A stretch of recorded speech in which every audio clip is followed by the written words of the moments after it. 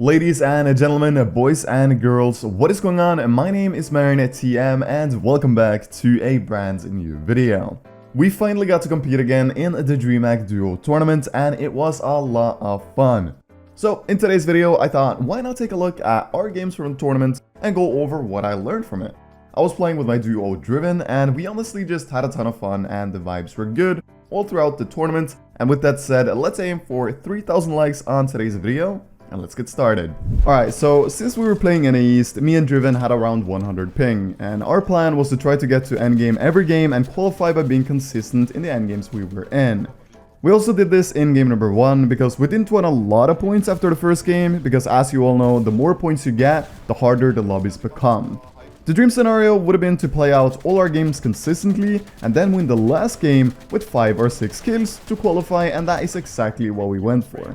However, one thing I learned playing in these two heats is that height always wins the games. Like 99% of the times in opens, height wins. Height is so OP, and if you know how to play it, then you're gonna become an absolute maniac in Fortnite. But, needless to say, playing height can and probably will be super hard. But, me and Driven, we knew how OP it was and we wanted to try it for a few games, so that was our mentality going into the following games from game number 1. In game number 2, we were contested by one team off-spawn, and off-spawn fights are super fun.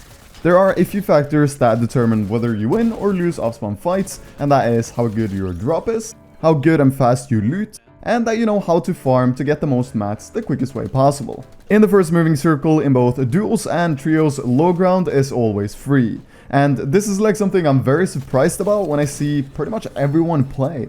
Everybody stays one layer above low ground and wastes a ton of mats when they can simply just drop one layer down, be uncontested, and save mats. Especially in trios, I see this all the time. A play in duos that is amazing is to hold low ground the first moving circle and then use a rift fish and land on height in the second moving circle. It's usually very free in opens and a good risk to take for a potential of a high reward.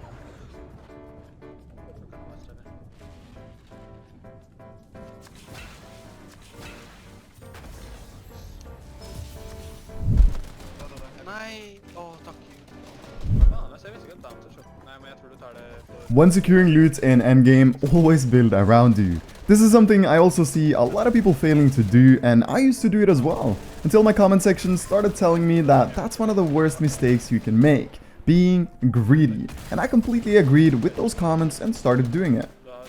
In this endgame, I'm left to clutch, and when you're left to clutch, it's important to listen to your teammate. Be a good listener to his comms. Focus on being consistent with your edits and shots. Don't try to be fast. Take it slow and make smart plays.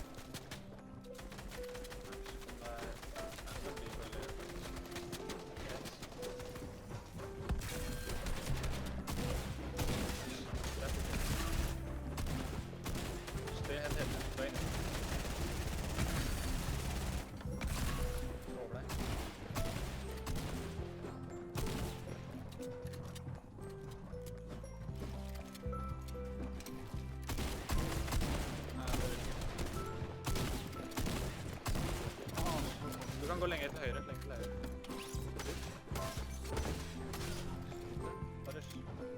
Du kommer ikke til å komme deg over.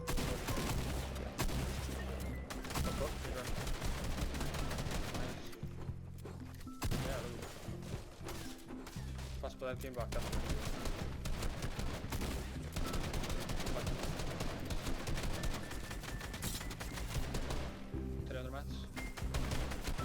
going in there. Okay. Since we already had spent 1 hour and 20 minutes on 3 games, we decided to land Salty Towers to go for some quick kill points in game 4 and 5.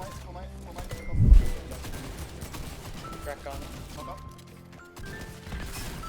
In game number 6, we once again played for high ground, and let me tell you guys, it's so nice but so hard to get it and play it. And it requires a lot of practice, and I think that's what I have to realize if I want to play heights in coming tournaments. Oh, ja, lekker god blokk.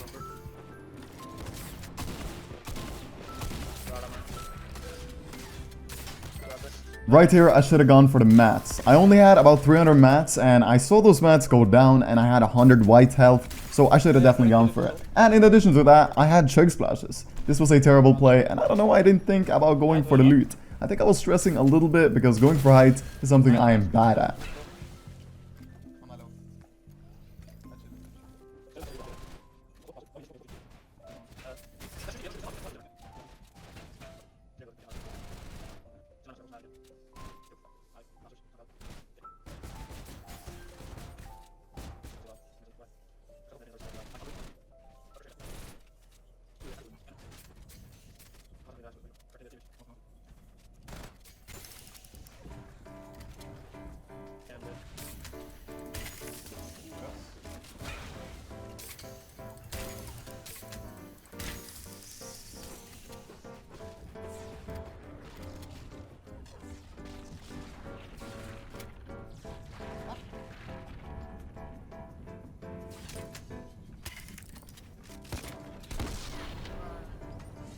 In games 7, 8, and 9, we decided to just do whatever. It was 5 in the morning, we were incredibly tired, and we couldn't play these semis even if we qualified. So the vibes were actually still really high, but we just couldn't focus properly, and that's why, especially I, threw this qual. Playing with Driven this event was some of the most fun I've had in Fortnite. He hyped me up, I hyped him up, and overall it was just an amazing experience.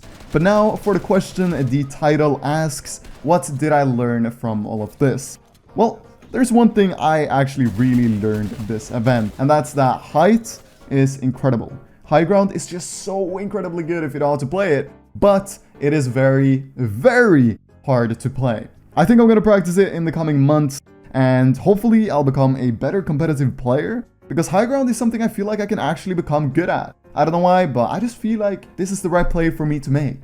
So yeah. With that said, everybody, thank you so much for watching. I hope you enjoyed, I hope you learned something, and I hope to see you in tomorrow's video as well. Until then, take care and have an amazing night. My name has been MarinTM, and I'll see you tomorrow. Goodbye, everybody.